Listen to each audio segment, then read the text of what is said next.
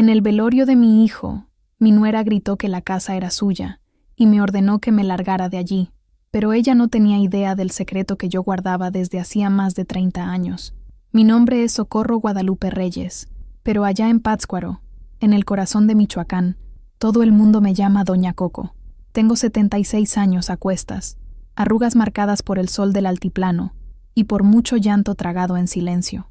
Estuve casada 41 años con un hombre duro como las piedras de la montaña. Crié a mis hijos bordando huipiles para vender y preparando tamales en la plaza los sábados. La casa donde todo sucedió fue levantada con el dinero contado, ladrillo a ladrillo de adobe, mientras yo soñaba que allí sería mi descanso en la vejez, solo que el descanso nunca llegó fácil para una mujer como yo. Cuando mi hijo mayor murió, llevado por un aneurisma que nadie vio venir, pensé que el peor dolor del mundo ya me había atravesado, pero un dolor aún mayor fue escuchar, en medio de las coronas de flores de cempasúchil, y el olor fuerte a incienso y vela derretida, a mi nuera gritar que tenía que irme porque ahora todo era de ella. ¿Alguna vez los han expulsado de su propia historia? ¿Han sentido que intentaron borrarlos como si fueran solo un detalle en el paisaje? Me quedé callada en ese momento, sintiendo el peso del rebozo en mis hombros, pero, por dentro, algo que soporté durante décadas finalmente se rompió. Ella creía que conocía nuestra vida, pero no sabía que, detrás de aquellas paredes encaladas, existía una verdad que yo protegí con el mismo celo con que protejo el altar de mis muertos. El sonido que se espera en un velorio es el del llanto contenido, el murmullo de oraciones, el silencio pesado de la pérdida.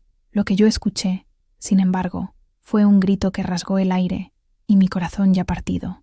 Antes de contarles cómo la tierra tembló bajo mis pies aquel día y cómo junté cada pedazo de mi alma para seguir adelante, les pido que se unan a nuestra comunidad. Suscríbanse al canal, pues cada historia compartida, como la mía, nos enseña sobre la fuerza que ni siquiera sabíamos que poseíamos. Ahora, déjenme llevarlos de vuelta a aquel velorio, al momento exacto en que mi dolor se convirtió en una batalla. El olor a cempasúchil e incienso flotaba denso en la sala, una niebla dulce y fúnebre que se aferraba a mi ropa y a mis pulmones. Las velas, dispuestas alrededor del ataúd de madera sencilla de mi Javier, parpadeaban, lanzando sombras danzantes sobre los rostros compungidos de los vecinos y parientes que vinieron a rendir su último homenaje. Mi cuerpo, un envoltorio de 74 años, parecía haber envejecido otra década en las últimas 48 horas. Estaba sentada en una silla de madera, las manos cruzadas sobre el regazo, los nudillos blancos de tanto apretar. Cada respiración era un esfuerzo, cada latido de mi corazón un eco doloroso de aquel que había dejado de latir. Mi hijo, mi primogénito, Javier, su rostro, sereno en la muerte, era una cruel imitación del niño que se dormía en mi regazo. La vida lo había tratado con dureza. Sus manos de albañil eran gruesas y callosas. Las líneas de preocupación grabadas en su frente eran más profundas que las de hombres mucho mayores. Un infarto fulminante, dijeron los médicos. Su corazón, tan grande y generoso, simplemente cedió. Yo miraba el ataúd, intentando grabar en mi memoria cada detalle de su rostro, cuando la voz de Jimena, mi nuera, cortó el silencio reverente. No fue un susurro, no fue un lamento, fue un grito, agudo y cargado de una furia que no pertenecía a aquel lugar de luto. «Ya basta de esta farsa». Las cabezas se volvieron en su dirección. Ella estaba de pie cerca de la puerta, su vestido negro de luto demasiado ajustado, el rostro manchado de rímel, pero los ojos secos y ardientes. Su objetivo era yo. Su dedo, con una uña roja y larga, apuntaba directamente a mi rostro. ¿Cree que puede quedarse ahí sentada, fingiendo que es la única que está sufriendo? Él era mi marido, el padre de mis hijos. Su voz subió una octava, vibrando con una histeria que me heló la sangre en las venas. Los murmullos en la sala cesaron. Hasta las llamas de las velas parecieron vacilar. No respondí. ¿Qué podría decir? El dolor de una viuda es uno, el de una madre es otro. Ambos son abismos, pero ella no había terminado. Dio un paso adelante, el sonido de sus tacones resonando en el suelo de baldosas. «Esta casa», dijo ella, barriendo el espacio a nuestro alrededor con el brazo. Era su sueño, nuestro sueño. Trabajó hasta la muerte por esto, y ahora es mía, es de mis hijos. El aire se enrareció. Podía sentir las miradas de todos, una mezcla de lástima y bochorno, alternando entre ella y yo. Mis otros hijos, Mateo y Alejandro, que estaban al otro lado de la sala, comenzaron a moverse en mi dirección, con los rostros endurecidos. Así que, continuó Jimena, con la voz goteando veneno, creo que es hora de que empiecen a hacer sus maletas, doña Socorro. Necesito mi espacio para vivir mi luto en paz, con mis hijos, en mi casa. Hizo una pausa dramática, saboreando el poder de su ultimátum. Váyase a un hotel, quédese con sus otros hijos, pero lárguese de aquí. Esta casa es mía ahora. El mundo se inclinó. El olor de las flores se volvió sofocante. Las paredes de mi pequeña sala, que habían presenciado el nacimiento de mis hijos, sus primeras palabras, sus fiebres nocturnas y sus alegrías, parecieron encogerse a mi alrededor. Frente al cuerpo de mi hijo, del hombre que yo había traído al mundo, la mujer que él amó me estaba expulsando del único hogar que había conocido en 50 años. Tragué saliva, el nudo en mi garganta ardiendo como brasas. Levanté los ojos y la encaré. Mi silencio, mi quietud, pareció enfurecerla aún más. Pero en ese momento de humillación pública, en el epicentro de mi dolor más profundo, una semilla de algo que yo pensaba haber perdido hacía mucho tiempo, la terquedad, la fuerza de acero que mi difunto esposo tanto admiraba, comenzó a germinar en el suelo devastado de mi alma. Poco sabía ella que cada ladrillo que nos rodeaba, cada teja roja en el techo, cada centímetro cuadrado de suelo bajo sus pies, todavía susurraba mi nombre, el nombre que estaba en la escritura. Mi nombre es Socorro Guadalupe Reyes, pero desde que tengo uso de razón, soy la doña Coco de Pátzcuaro. Nací aquí, en esta ciudad mágica de Michoacán, donde el lago refleja el cielo, y las noches son lo suficientemente frías como para querer un rebozo de lana sobre los hombros. Tengo 74 años, y mis manos cuentan la historia de mi vida. Están manchadas por la tinta de las telas, picadas por incontables agujas, y arrugadas por el tiempo y el trabajo. Fui costurera, no de las que hacen alta costura para las ricas de Morelia, sino de las que remiendan los uniformes escolares, que ajustan un vestido de quinceañera, que hacen dobladillos en pantalones para que duren un año más. Quedé viuda a los 52 años. Mi Pedro, un hombre fuerte y silencioso, con una sonrisa que podía iluminar la Plaza Vasco de Quiroga, fue arrebatado por una neumonía que se instaló en sus pulmones y nunca más los soltó. Me dejó con 3 hijos varones, un corazón roto y esta casa, la casa. No es una mansión, es una casa de adobe, con paredes gruesas que la mantienen fresca en verano y menos fría en invierno. El techo es de tejas rojas, muchas de ellas ya manchadas por el musgo. La construimos juntos, Pedro y yo, a principios de los años 70. Yo mezclaba el barro mientras él asentaba los ladrillos. Planté las bugambillas que ahora se derraman sobre el muro del frente en una cascada de rosa y púrpura. Cada grieta en la pared, cada baldosa gastada en el suelo, es un recuerdo. Allí, cerca de la ventana de la cocina, fue donde Javier, mi primogénito, dio sus primeros pasos. En el umbral de la puerta, Mateo se rompió su primer diente, y en el pequeño patio trasero, bajo la sombra del aguacatero, Alejandro aprendió a andar en bicicleta.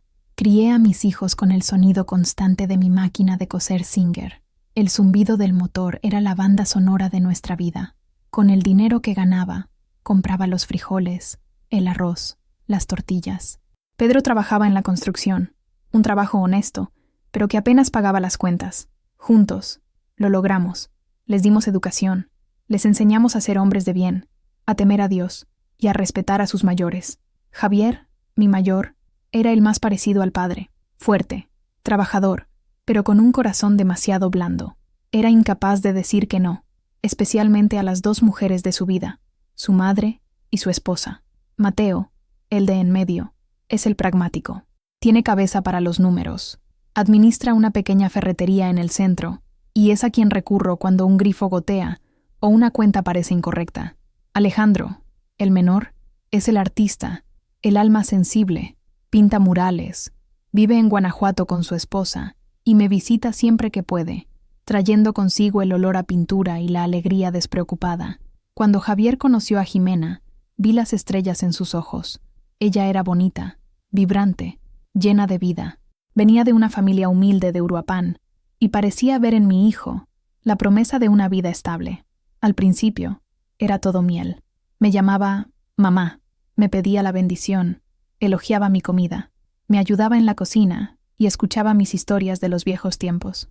Yo, en mi deseo de ver a mi hijo feliz, le abrí mi corazón y mi casa. Se casaron, y como no tenían a dónde ir, se quedaron a vivir conmigo.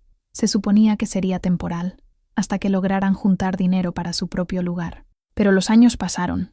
Vinieron los nietos, Carlos y Sofía. La casa, que antes parecía grande, comenzó a sentirse pequeña, y la dulzura de Jimena comenzó a agriarse. La mañana siguiente al velorio amaneció gris y silenciosa. Los últimos parientes se habían ido de madrugada, dejando atrás una casa que olía a flores marchitas y a café recalentado. El ataúd de Javier ya no estaba en la sala. Había sido llevado al cementerio, a su lugar de descanso final junto a su padre. Su ausencia era ahora un vacío físico, un agujero en el tejido de nuestra existencia. No había dormido. Pasé la noche sentada en mi sillón, el mismo desde donde presencié la humillación, mirando el espacio vacío donde mi hijo había estado. Jimena se había encerrado en la habitación que compartía con él, y los niños, Carlos y Sofía, se los había llevado su hermana. La casa estaba sumida en un silencio que era más ensordecedor que los gritos de la noche anterior. Me levanté, con las articulaciones protestando. Fui a la cocina. Automáticamente, puse la cafetera en la estufa. Los gestos eran familiares, mecánicos, un consuelo en su normalidad. Mientras el agua se calentaba, miré por la ventana hacia mi patio. Las bugambillas estaban en plena floración, una explosión de color contra el cielo pálido, una belleza que parecía casi una ofensa ante la fealdad de mi dolor. Esta casa, mi santuario, mi refugio. Las palabras de Jimena resonaban en mi cabeza. Váyase a un hotel. Esta casa es mía ahora. Sentí una oleada de náuseas. ¿Cómo habíamos llegado a esto? Recordé las pequeñas cosas, las señales que había ignorado, los comentarios disimulados de Jimena sobre la decoración anticuada, sus quejas sobre la falta de espacio, la forma en que ponía los ojos en blanco cuando le pedía a Javier que me ayudara con alguna tarea. Empezó a construir un muro invisible entre nosotros, ladrillo a ladrillo. Primero, sugirió que comieran en su habitación, para tener más privacidad. Luego, comenzó a hablar de remodelaciones, de derribar la pared de mi cuarto de costura para ampliar la sala. Javier, atrapado en medio, intentaba apaciguar a todos. Ten paciencia con ella, mamá. Es joven, tiene sueños. Y yo tenía paciencia. Por la paz, por mi hijo, por la imagen de una familia unida que tanto apreciaba. Pero el punto de inflexión fue hace unos 5 años. Javier vino a verme, con el rostro cargado de preocupación. Se sentó a la mesa de la cocina, exactamente donde yo estaba ahora. Mamá, comenzó, vacilante. Jimena, ella cree que deberíamos poner la casa a nuestro nombre. Para seguridad, ¿sabes? Para los niños, por si algo me pasara. Miré sus manos callosas, el cansancio en sus ojos. Mi corazón se encogió. Hijo mío, dije, mi voz suave pero firme. Esta casa es el único bien que tu padre y yo logramos en esta vida. Es mi seguridad. Mientras yo respire, esta casa es mi refugio. Cuando yo me vaya, será de ustedes, de los 3. Pero mientras yo esté aquí, la escritura se queda donde está. Él bajó la cabeza. Luego asintió. Entiendo, mamá, y estoy de acuerdo. Parecía aliviado, como si le hubiera quitado un peso de los hombros. No volveré a tocar el tema, y no le diré a Jimena que hablamos. Es mejor así, para evitar más discusiones. Y así, guardó mi secreto. Un secreto nacido del amor y la necesidad de protegerme, pero que ahora, con el muerto, se había transformado en una bomba de tiempo. El café comenzó a burbujear, el aroma llenando la cocina. Serví una taza, mis manos temblando ligeramente. Me senté a la mesa y bebí un sorbo. El líquido caliente me quemó la garganta, pero ayudó a aclarar mi mente. El dolor seguía allí, una fiera agazapada en mi pecho. Pero a su lado, la determinación comenzaba a crecer. No iba a ser expulsada. No de la casa que mi sudor ayudó a construir. No del lugar donde residían mis recuerdos más preciados. La batalla que Jimena había declarado en medio de nuestro luto, la iba a tener. Pero no sería en sus términos, sería en los míos. 2 días después del funeral, la tormenta regresó. Yo estaba en mi cuarto de costura, organizando cajas de hilos y retazos, un acto de normalidad desesperada, cuando oí abrirse la puerta de entrada. Jimena no estaba sola. Con ella venía un hombre más joven, de traje barato y pelo grasiento, que llevaba una carpeta bajo el brazo. Tenía el aire de quien se cree más importante de lo que realmente es. «Doña Socorro», dijo Jimena, con la voz falsamente dulce. «Este es mi primo Rodolfo. Es abogado». El hombre, Rodolfo, extendió la mano, con una sonrisa presuntuosa en los labios. Me limité a mirar su mano hasta que la bajó, incómodo. Los invité a sentarse en la sala, el mismo escenario de la escena del velorio. Me senté en mi sillón, con la espalda recta, las manos apoyadas en los brazos del asiento. Ellos se sentaron en el sofá de enfrente, Ximena arreglándose el vestido, Rodolfo abriendo su carpeta con un aire de gran importancia.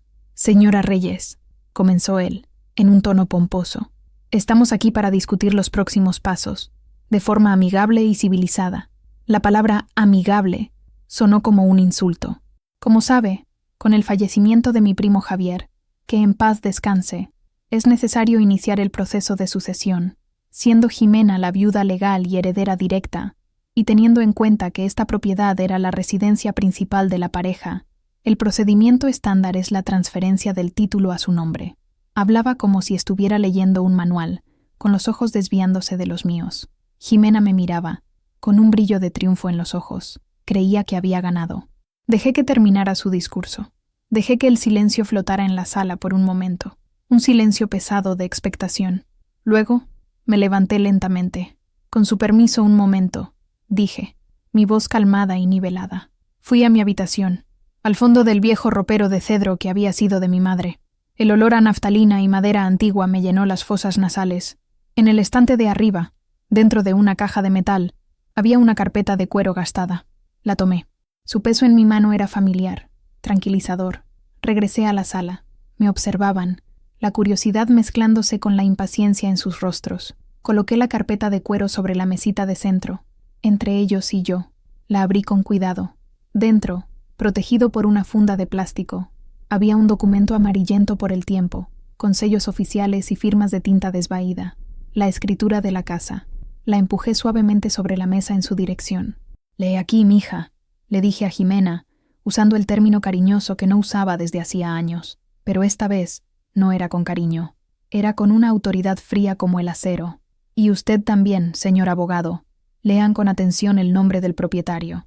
Rodolfo tomó el documento, su fachada de profesionalismo comenzando a resquebrajarse. Ximena se inclinó sobre su hombro.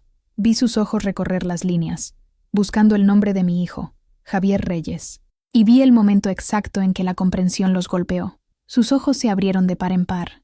El color huyó del rostro de Ximena. El nombre que estaba allí, claro como el agua, era Socorro Guadalupe Reyes de Castillo, mi nombre de casada, y el de mi difunto esposo, Pedro Castillo. No había mención de Javier. No había apéndices, ni transferencias, ni testamentos. La casa, legal e inequívocamente, era mía. El silencio que se abatió sobre la sala fue más profundo y pesado que cualquier luto. Era el sonido de un castillo de naipes derrumbándose, el sonido de la codicia chocando con la verdad. El rostro de Ximena pasó por una sucesión de emociones, conmoción, incredulidad y luego una furia sombría que le contorsionó las facciones. «Esto es imposible», siseó, arrancando el documento de las manos de su primo. «Es una falsificación, una mentira. Javier me dijo que la casa era nuestra. Javier te dijo lo que querías oír para mantener la paz», respondí, mi voz todavía calmada, pero con un hilo de hierro recorriéndola. Mi hijo era un buen hombre, demasiado bueno quizás. No quería más discusiones, pero él sabía la verdad. Sabía que esta casa solo dejaría de ser mía el día que yo dejara de respirar. Rodolfo, el abogado, carraspeó, intentando recuperar alguna apariencia de control. Esto es irregular. Podemos impugnar esto en los tribunales. La ley protege a la viuda y a los huérfanos. Podemos argumentar que hubo un acuerdo verbal, que su hijo contribuyó al mantenimiento de la casa. Pueden argumentar lo que quieran. Lo interrumpí, con la mirada fija en la suya, sin pestañear. Pueden contratar al mejor abogado de Morelia. Les dirá lo mismo que dice este pedazo de papel. La casa es mía, y cualquier dinero que mi hijo haya gastado aquí fue el equivalente a una renta. Una renta muy baja, debo añadir, por un techo sobre la cabeza de su familia durante más de 15 años. Ximena se levantó de un salto, el papel arrugándose en su mano. «No puede hacer esto. No puede echar a sus propios nietos a la calle». Fue la primera vez que mi compostura flaqueó. La mención de mis nietos fue un golpe bajo, y ella lo sabía. «Nunca», dije, mi voz temblando ligeramente con una emoción que no era debilidad, sino furia justa. «Nunca pongas a mis nietos en medio de tu codicia». Carlos y Sofía siempre tendrán un plato de comida y una cama en casa de su abuela. Siempre. Pero su madre tiene que aprender lo que significa el respeto. Me levanté también, sintiéndome más alta y más fuerte de lo que me había sentido en años. La conversación ha terminado. No te voy a echar hoy, ni mañana. No soy un monstruo. Te doy 30 días. ¿30 días? Se burló ella. 30 días, repetí, firme, para que encuentres un nuevo rumbo para ti y para mis nietos, para que recojas tus cosas y para que te vayas de mi casa. Después de eso, cambiaré las cerraduras. Su boca se abrió y se cerró, sin sonido. Por primera vez, parecía haberse quedado sin palabras. Su primo Rodolfo ya estaba guardando sus cosas en la carpeta, ansioso por alejarse de una batalla que claramente no estaba preparado para librar. Ahora, por favor, váyanse, dije, señalando la puerta. Tengo un luto que vivir. En paz, en mi casa. Salieron, Jimena lanzándome una mirada cargada de un odio que prometía represalias. Cuando la puerta se cerró tras ellos, mis piernas cedieron. Me hundí en mi sillón, con el corazón martilleando contra mis costillas. El enfrentamiento me había agotado, pero bajo el cansancio había una nueva sensación. No era alegría, ni victoria. Era la sensación sólida e inquebrantable de haber recuperado mi terreno. Había defendido mi territorio. Había honrado la memoria de mi esposo y la promesa que me hice a mí misma. La guerra podía no haber terminado, pero la primera batalla había sido mía. Tan pronto como la puerta se cerró tras Jimena y su primo, la adrenalina que me había sostenido comenzó a disiparse, dejando atrás un temblor en mis manos y un vacío en el estómago. Me senté en silencio durante un largo rato. El único sonido en la sala era el tic-tac del viejo reloj de péndulo en la pared. El enfrentamiento había sido necesario, pero el sabor era amargo. Aquella era la madre de mis nietos, la mujer que mi hijo amado había elegido, y acabábamos de declararnos la guerra. Con manos temblorosas, tomé el teléfono. El primer número que marqué fue el de Mateo, mi hijo de en medio. Respondió al segundo timbre. «Mamá, ¿está todo bien? ¿Pasó algo?» Su voz estaba cargada de preocupación. Le conté todo. Desde la llegada de Jimena con el abogado hasta mi declaración final de los 30 días. No lo interrumpí, vertiendo la historia en un flujo continuo de palabras. Cuando terminé, hubo un momento de silencio al otro lado de la línea. «Voy para allá», dijo finalmente, su voz dura como una piedra. «No salgas de casa. No le abras la puerta a nadie. Llego en 20 minutos. No cuestionó mi decisión. No me pidió que reconsiderara. Simplemente ofreció apoyo incondicional. Colgué, y sentí una oleada de alivio que me inundó. No estaba sola en esto. Luego, llamé a Alejandro en Guanajuato. Su reacción fue diferente, más emocional. «Oh, mamá», suspiró, y pude imaginarlo pasándose la mano por el pelo, un gesto que hacía desde niño cuando estaba preocupado. «Qué situación tan horrible. Lamento tanto que tengas que pasar por esto, especialmente ahora. Voy a estar bien, hijo mío. Soy más fuerte de lo que parezco. Sé que lo eres», dijo. «Eres la mujer más fuerte que conozco, pero eso no hace las cosas más fáciles. Lo que ella hizo, en el velorio, y ahora esto, es imperdonable». Hubo una pausa. «Carmen y yo podemos ir este fin de semana. Podemos ayudar a estar ahí contigo, para asegurarnos de que no intente nada más». «Eso estaría bien, Alejandro. Muy bien». Cuando Mateo llegó, su rostro era una máscara de furia controlada. Me abrazó con fuerza. «Hiciste lo correcto, mamá. Absolutamente lo correcto. Deberíamos haber lidiado con esto hace años. Javier, que Dios lo tenga». Era demasiado blando. Dejaba que ella pasara por encima de él y de ti. Tomó la escritura, leyéndola con atención. «Esta es nuestra fortaleza. No tiene por dónde agarrarse». Se sentó a mi lado, tomando mi mano. La suya, a pesar de ser de un comerciante y no de un albañil como la de Javier, era fuerte y segura. «No te preocupes. Voy a hablar con un abogado de verdad, el licenciado Morales, solo para estar preparados para lo que sea que ella intente a continuación. Y vendré aquí todos los días después del trabajo. No te vas a quedar sola». Aquella tarde, sentada en mi sala con Mateo a mi lado, y con la promesa de la llegada de Alejandro, sentí el poder de la familia. No la familia rota y disfuncional que Jimena estaba intentando crear, sino la verdadera, la que se construye sobre cimientos de amor, respeto y lealtad incondicional. La pérdida de Javier había dejado un agujero irreparable, pero mis otros 2 hijos Estaban cerrando filas a mi alrededor, formando un escudo con su presencia y su amor. La casa podía estar a mi nombre, pero mi fuerza venía de ellos. Y con ellos a mi lado, sabía que podía enfrentar cualquier tormenta que Jimena decidiera enviar en mi dirección. Esa noche, el sueño se me escapó. La casa estaba demasiado silenciosa y mi mente demasiado ruidosa. Acostada en la oscuridad, vagué por los pasillos de la memoria, de vuelta a un tiempo más simple, un tiempo antes de la amargura. Recordé el día en que Javier trajo a Jimena a casa por primera vez para una cena de domingo. Tenía 20 y pocos años, usaba un vestido de flores sencillo y una sonrisa que parecía iluminar la habitación entera. Traía un pequeño pastel que ella misma había hecho. Estaba nerviosa, sus manos retorciendo una servilleta de papel. Javier no la soltaba, el orgullo brillando en sus ojos. «Mamá, esta es Jimena. Es un honor conocerla, señora», dijo ella, con voz suave. Me cayó bien de inmediato. Tenía una energía vibrante, un hambre de vida que era contagiosa. Durante la cena, hizo preguntas sobre mi vida, sobre mi difunto esposo, sobre cómo era criar a 3 muchachos. Parecía genuinamente interesada, y la forma en que miraba a mi Javier era adoración pura. Aquel día, creí que mi hijo había encontrado la felicidad. Después de la boda, cuando se mudaron aquí, los primeros meses fueron de una armonía casi perfecta. Jimena me llamaba mamá y me pedía consejos de cocina. Nos sentábamos juntas en el patio a desgranar chícharos, a compartir historias. Le enseñé los secretos de mi mole, y ella me enseñó a hacer un ceviche como lo hacían en su tierra. Parecíamos más madre e hija que suegra y nuera.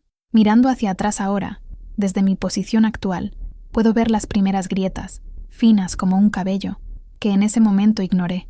Comenzó con pequeños comentarios. «Ah, si tuviéramos un lavavajillas, mamá, ahorraríamos tanto tiempo». O «Este sofá ya ha visto días mejores, ¿no cree?». Eran deseos, no exigencias, y yo los interpretaba como la ambición natural de una joven que quería construir un nido confortable. Luego vinieron los regalos. Javier comenzó a hacer horas extras, su cuerpo resintiendo el cansancio, y Jimena aparecía con un nuevo teléfono, o un par de zapatos caros, o ropa para los niños que era bonita pero poco práctica. «Es importante vernos bien, mamá», decía ella, cuando yo sugería que quizás deberían ahorrar. La gente nos juzga por las apariencias. Su visión del mundo era diferente a la mía. Para mí, el valor estaba en la solidez, en la durabilidad, en la familia. Para ella, parecía estar en la apariencia, en el estatus, en lo que los demás pensaban. El recuerdo más nítido, el que ahora me persigue, es de una tarde, quizás un año antes de que Javier enfermara. Yo estaba en mi cuarto de costura remendando unos pantalones suyos. Jimena entró, se apoyó en el marco de la puerta, observándome. «Sabe, doña Coco», dijo, y el cambio de mamá a doña Coco ya había ocurrido hacía algún tiempo. A veces me pregunto por qué se toma todo este trabajo. Con lo que gana Javier, podríamos simplemente comprar unos pantalones nuevos. Un remiendo ahorra dinero, y estos pantalones todavía están buenos, respondí, sin levantar los ojos de mi trabajo. Pero no es una cuestión de dinero, es una cuestión de imagen, dijo, la palabra saliendo de su boca como si fuera algo precioso. Un hombre como Javier, un jefe de familia, no debería andar con ropa remendada. En ese momento lo entendí. No se avergonzaba del remiendo, se avergonzaba de la pobreza que representaba. Amaba a mi hijo, a su manera, pero estaba en guerra con sus orígenes, con la vida sencilla que él le podía ofrecer. Y esta casa, mi casa, con sus paredes de adobe y sus muebles antiguos, era el símbolo máximo de esa simplicidad que ella tanto despreciaba. No solo quería la casa, quería borrarla, reconstruirla a su propia imagen, una imagen de éxito que existía solo en su cabeza. El veneno no fue administrado de una sola vez, fue gota a gota, a lo largo de los años, y yo, en mi amor por mi hijo, la dejé hacerlo, esperando que su ambición se transformara en contentamiento, pero nunca se transformó, solo creció, hasta convertirse en el monstruo que me gritó en el velorio del hombre que trabajó hasta la muerte para intentar satisfacer sus deseos interminables. En la oscuridad de mi habitación, las lágrimas finalmente llegaron, no por mí, sino por mi hijo, por la vida difícil que tuvo, atrapado entre el amor de una madre y la ambición de una esposa. Pátzcuaro es una ciudad pequeña en el corazón, pero una ciudad grande en la lengua. Las noticias, buenas o malas, viajan más rápido que el viento que barre el lago. La escena del velorio no fue una excepción. En los días que siguieron a mi ultimátum, sentí las miradas cuando iba al mercado a comprar mi pan y mis verduras. Había las miradas de lástima, de viejas amigas que me conocían de toda la vida, que meneaban la cabeza en silencio, como diciendo, «Pobre Coco, qué cruz tan pesada». Había las miradas de curiosidad, de personas que ralentizaban el paso al pasar por mi casa, intentando vislumbrar el drama que se desarrollaba dentro, y había las miradas de reprobación, de aquellos que, sin duda, habían escuchado la versión de la historia de Jimena. Mi vecina de al lado, Isabela, una viuda como yo, con quien compartía conversaciones por encima del muro desde hacía más de 30 años, fue la primera en abordar el asunto directamente. Tocó a mi puerta una tarde, trayendo consigo una fuente de corundas calientes, envueltas en un paño limpio. «Coco», dijo, sentándose a la mesa de mi cocina, «el Radio Pasillo está trabajando horas extras». Radio Pasillo, nuestro término para la red de chismes. «Dicen que echaste a la pobre viuda y a tus nietos a la calle», suspiré, partiendo una corunda por la mitad. El vapor subió, oliendo a maíz y a consuelo. «Dicen lo que ella les dice, Isa. La verdad tiene menos piernas». Le conté mi versión, sobre la escritura, sobre los años de pequeños desprecios, sobre la exigencia de ir a un hotel. Isabela me escuchó atentamente, sus ojos oscuros e inteligentes sin perder un solo detalle. «Lo sabía», dijo al final, golpeando la mesa con la mano. «Siempre supe que esa mujer tenía veneno en la lengua, la forma en que te miraba, como si fueras un estorbo. Y el pobre Javier, siempre tratando de complacer a griegos y troyanos. Hiciste bien, Coco, hiciste muy bien». Su apoyo fue como un bálsamo. Saber que alguien, además de mis hijos, veía la verdad, me dio fuerza. Pero no todos eran como Isabela. 2 días después, me encontré a doña Elodia en la panadería. Era prima lejana de la madre de Jimena, y su lealtad era clara. «Socorro», dijo, con voz falsamente dulce. «Escuché que las cosas están difíciles. Qué pena. Una familia debería mantenerse unida, especialmente en tiempos de luto. Y los niños, pobrecitos. Quedarse sin padre y sin casa al mismo tiempo. Qué tragedia». Cada palabra era una aguja. Sentí mi rostro enrojecer, pero mantuve la cabeza en alto.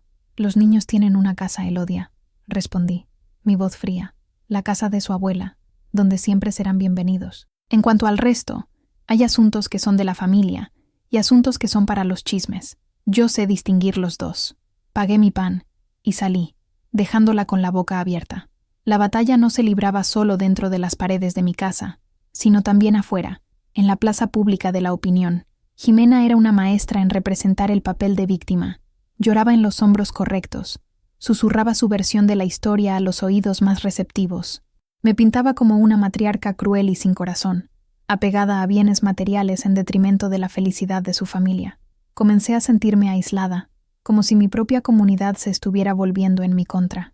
Las idas al mercado se convirtieron en un suplicio. Empecé a preferir el refugio de mi casa, de mi jardín, pero entonces, pequeñas cosas comenzaron a suceder. El muchacho que entregaba las tortillas dejó un extra en mi bolsa, por cuenta de la casa. El sacerdote, después de la misa del domingo, me apretó la mano y dijo: «Dios conoce el corazón de cada uno, doña Coco, tenga fe». Isabela aparecía todos los días, con cualquier excusa, solo para hacerme compañía. Me di cuenta de que la comunidad no era un monolito. Estaba dividida, sí, pero no estaba sola. Había quienes me juzgaban, pero también había quienes me conocían, que recordaban a la mujer que había cosido sus vestidos de bautizo, que había llevado sopa cuando estaban enfermos, que había criado a 3 hijos decentes prácticamente sola. Y su apoyo silencioso, los pequeños gestos de bondad, eran mi armadura contra los susurros venenosos de Jimena. Jimena, al darse cuenta de que la intimidación y la campaña de difamación no estaban funcionando como esperaba, recurrió a su arma más cruel y eficaz, mis nietos. Fue una tarde de sábado, aproximadamente una semana después de mi ultimátum. Estaba regando mis bugambillas cuando escuché su vocecita llamándome desde el portón. «Abuela», era Carlos, mi nieto de 10 años. Su rostro se asomaba por entre las rejas de hierro forjado. Solo. Mi corazón dio un vuelco. Abrí el portón de inmediato. «Mi amor, ¿qué haces aquí solo?». Se encogió de hombros, sus grandes ojos marrones, tan parecidos a los de su padre, mirando al suelo. Mamá dijo que podía venir a visitarte.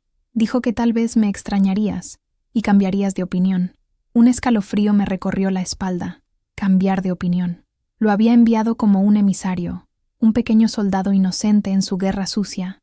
Tragué mi rabia y forcé una sonrisa. Siempre te extraño, Carlitos. Entra. Hice galletas. Entró en la cocina y se sentó a la mesa, sus pequeñas piernas balanceándose, sin alcanzar el suelo. Le di un vaso de leche y un plato de galletas de canela. Comió en silencio por un momento. «Abuela», dijo finalmente, con voz baja, «¿es verdad que nos vas a echar?» La pregunta me golpeó como un puñetazo en el estómago. Me arrodillé frente a él, para que nuestros ojos estuvieran al mismo nivel. «Escúchame con atención, mi querido. Esta casa es de la abuela, y siempre será tu hogar. Tú y tu hermana pueden venir aquí cuando quieran, quedarse el tiempo que quieran. Nadie los va a echar». «Pero mamá dijo...» comenzó. «Sé lo que dijo mamá», lo interrumpí gentilmente. «Los adultos, a veces, dicen cosas complicadas cuando están enojados o tristes. Tu mamá está muy triste por papá, y tiene miedo. Y cuando la gente tiene miedo, a veces hace cosas que no debería». Intenté explicarle de la forma más sencilla que pude. Le dije que su madre necesitaba encontrar su propia casa, un lugar que fuera solo de ella y de ellos, pero que la casa de la abuela siempre estaría allí, como una roca. «Entonces, ¿vamos a tener que mudarnos?», preguntó, con los ojos llenándose de lágrimas. «No quiero irme. Mi cuarto está aquí. Mis amigos están aquí».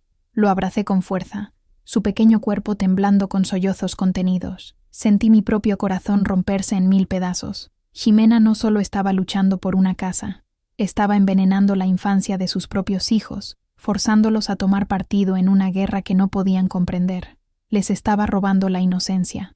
Más tarde, cuando la hermana de Jimena vino a buscar a Carlos, su tía me miró con una mezcla de lástima y reprobación. «Esto no está bien, doña Socorro. Los niños están sufriendo». «Lo sé», respondí, con la voz entrecortada, «y eso es lo que más me duele». Esa noche, dudé de mí misma por primera vez. ¿Estaba siendo egoísta? ¿Era mi dignidad, mi derecho a esta casa, más importante que la estabilidad de mis nietos? La imagen del rostro lloroso de Carlos me perseguía. Fue Mateo quien me devolvió la razón. Le llamé, con la voz quebrada, y le conté lo que había pasado. «Está jugando sucio, mamá. Sabe que los niños son tu punto débil», dijo, con voz dura. «Pero piensa en esto. Ceder ahora. ¿Qué les enseñará? ¿Que el chantaje emocional funciona? ¿Que puedes conseguir lo que quieres si hieres a la gente lo suficiente? No. Les estás enseñando una lección más difícil, pero más importante. Que una persona tiene que defender lo que es suyo por derecho, con dignidad y respeto. Son pequeños ahora, no entienden, pero un día entenderán y te respetarán por ello». Sus palabras tenían sentido. No era una batalla entre mis nietos y yo, era una batalla para mostrarles, a largo plazo, lo que significaba tener integridad. Pero, Dios mío, qué lección tan dolorosa de enseñar y de aprender. La guerra de Jimena escaló de susurros en el vecindario y manipulación emocional a una ofensiva formal. Unos 10 días después del inicio del plazo de 30 días, el cartero me entregó un sobre grande y pardo. Era pesado, oficial. Mi nombre y dirección estaban mecanografiados, y en la esquina superior izquierda, el logotipo de un bufete de abogados de Morelia. Morales, Peña y Asociados. El corazón se me hundió. Había contratado a un abogado de verdad. Mis manos temblaban tanto que apenas pude abrir el sobre. Dentro, varias páginas de papel con membrete, llenas de un lenguaje que me era extraño e intimidante. Notificación extrajudicial. Reclamación de derechos sucesorios. Unión de hecho. Contribución al patrimonio familiar. Me senté a la mesa de la cocina e intenté leer, pero las palabras bailaban frente a mis ojos. Lo que comprendí, sin embargo, fue lo esencial. La carta, redactada en un tono frío y amenazante, alegaba que, aunque la escritura estaba a mi nombre, Javier y Jimena habían vivido en la propiedad como suya durante más de 15 años. Afirmaba que Javier había invertido sumas considerables de su propio dinero en el mantenimiento y mejora de la casa. Una mentira descarada, apenas podía pagar las cuentas, y que por lo tanto, Jimena, como su heredera, tenía derecho a una parte sustancial del valor de la propiedad, o incluso a su totalidad. La carta terminaba con una exigencia: que cesara de inmediato mi intento de desalojo ilegal, y me presentara en su oficina para negociar un acuerdo. De lo contrario, iniciarían las acciones legales pertinentes, incluyendo un proceso judicial que podría arrastrarse por años y costarme una fortuna en costas judiciales. Era una declaración de guerra total. Sentí el pánico subir por mi garganta, frío y sofocante. Yo era una pensionada. Mi pequeña jubilación apenas alcanzaba para mis gastos. ¿Cómo podría luchar contra un bufete de abogados de la gran ciudad? Jimena lo sabía. No solo estaba luchando por la casa, estaba tratando de aplastarme bajo el peso del sistema legal, de asustarme hasta la sumisión. Por un momento, la duda volvió a asaltarme. Quizás sería más fácil ceder, vender la casa, darle una parte e irme a vivir con Mateo, evitar la humillación de un tribunal, el estrés, el gasto. Pero entonces, la imagen del rostro de mi Pedro surgió en mi mente, la imagen de nosotros dos, jóvenes y llenos de sueños, colocando el primer ladrillo de esta casa, el sudor, los sacrificios, la promesa silenciosa de que este sería nuestro castillo, nuestro legado, y la rabia reemplazó al miedo, una rabia fría y lúcida. Ella no me iba a quitar esto. Tomé el teléfono y llamé a Mateo. Recibí una carta, dije, mi voz sorprendentemente firme. Necesitamos ir a ver a tu licenciado Morales, hoy. La oficina del licenciado Ricardo Morales no se parecía en nada a la imagen que yo tenía de un abogado. No estaba en un edificio moderno de cristal y acero en Morelia, sino en una casa colonial restaurada cerca del centro de Pátzcuaro, con un patio interior lleno de macetas de geranios. El propio licenciado Morales era un hombre de unos 60 años, con cabello canoso, gafas de montura fina y un rostro que transmitía calma e inteligencia. No vestía un traje caro, sino unos pantalones de algodón y una guayabera impecablemente blanca. Mateo y yo nos sentamos frente a su escritorio de madera maciza y le entregué la carta del bufete de abogados de Jimena. La leyó en silencio, sus ojos recorriendo las páginas con una concentración metódica. El único sonido en la habitación era el zumbido de un ventilador de techo y el trinar de los pájaros en el patio.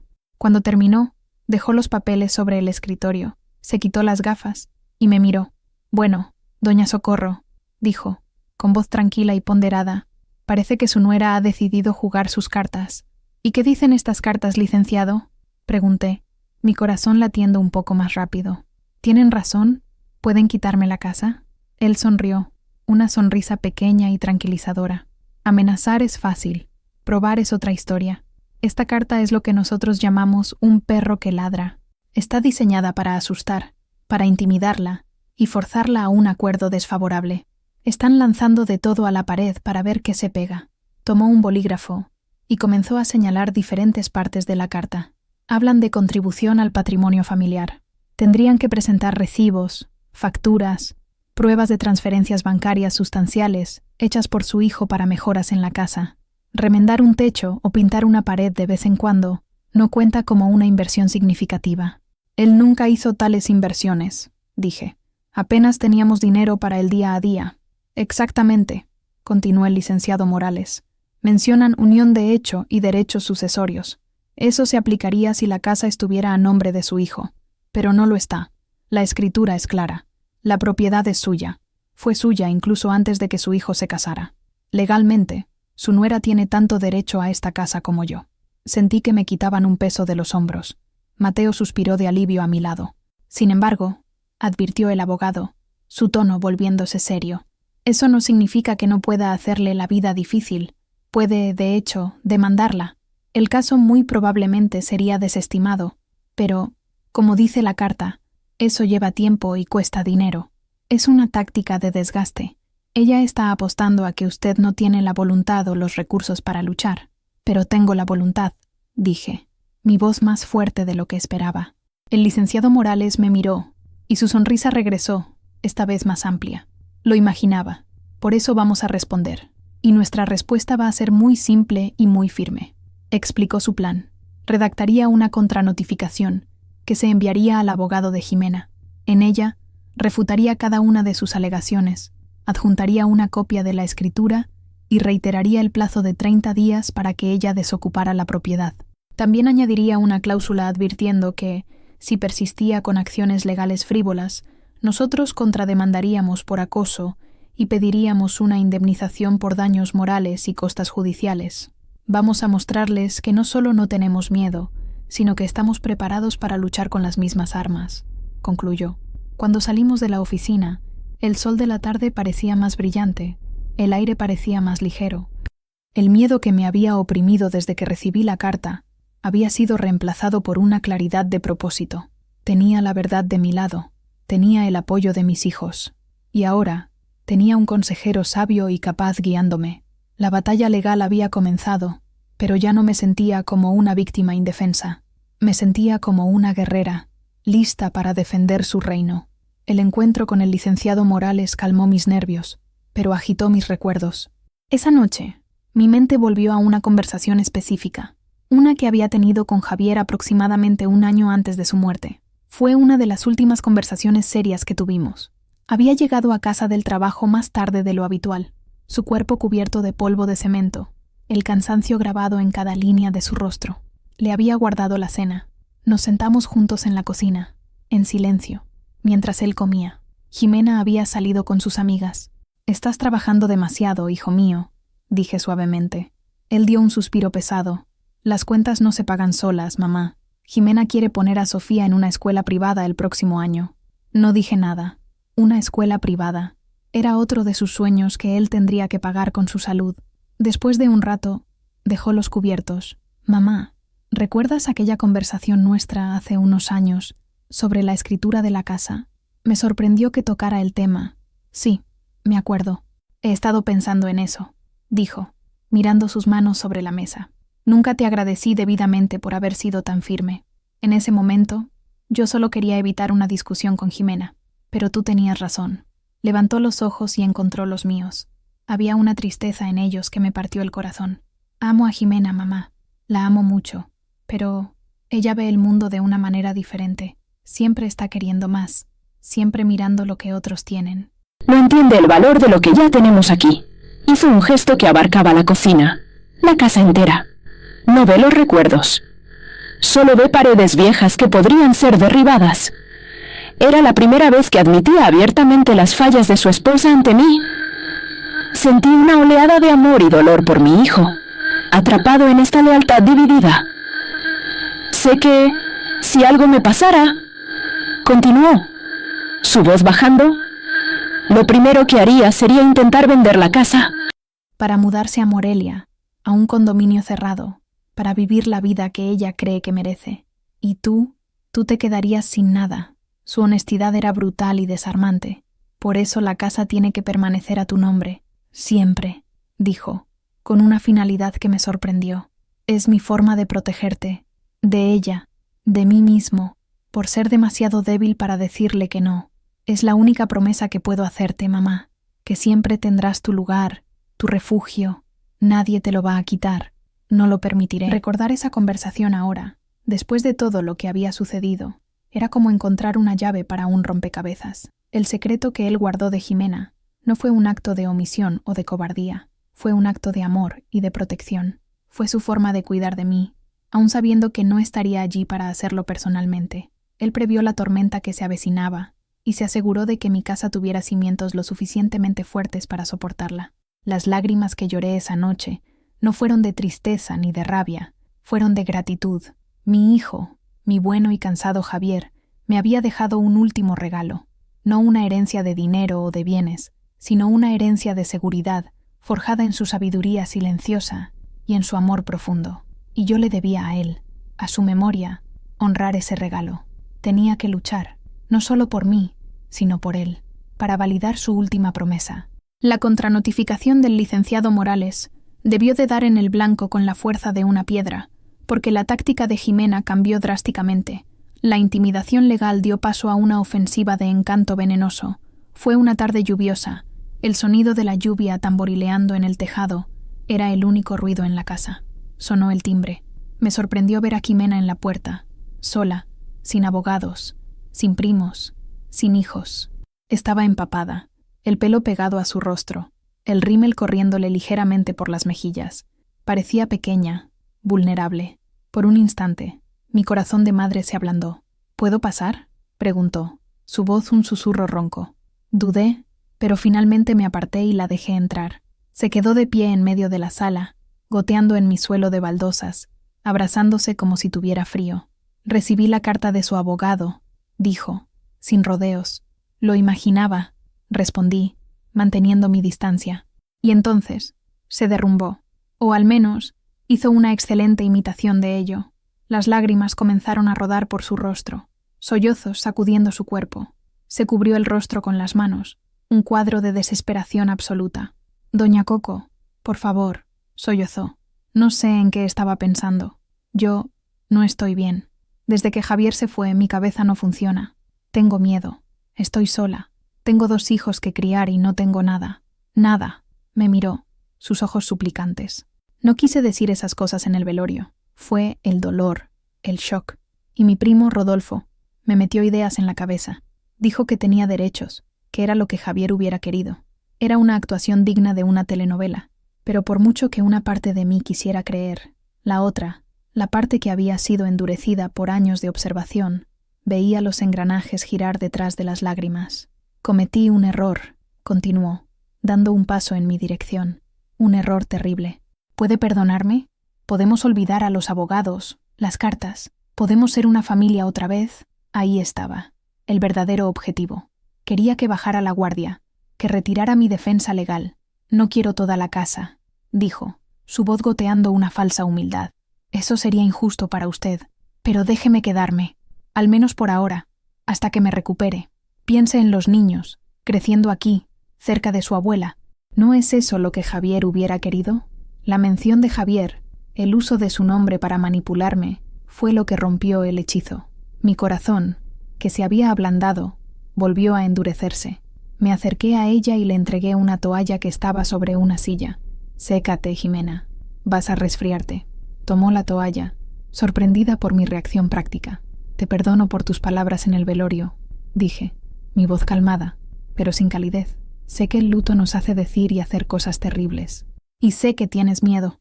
Tienes todo el derecho a tenerlo. Tu futuro es incierto». Hice una pausa, mirándola directamente a los ojos. «Pero el miedo no te da el derecho de intentar robar el futuro de otra persona. No te da el derecho de intentar quitarme el único bien que tengo en el mundo». Sus lágrimas se detuvieron. Sus ojos se entrecerraron ligeramente. La máscara de víctima se estaba deslizando. «La decisión está tomada, Jimena. El plazo de 30 días se mantiene. Puedes usar ese tiempo para buscar trabajo, para encontrar un lugar donde vivir. Mis otros hijos, tus cuñados, incluso se han ofrecido a ayudarte con el primer mes de alquiler. No te vamos a abandonar, pero no te quedarás en esta casa». Su rostro se transformó. La vulnerabilidad desapareció, reemplazada por la misma furia fría que había visto antes.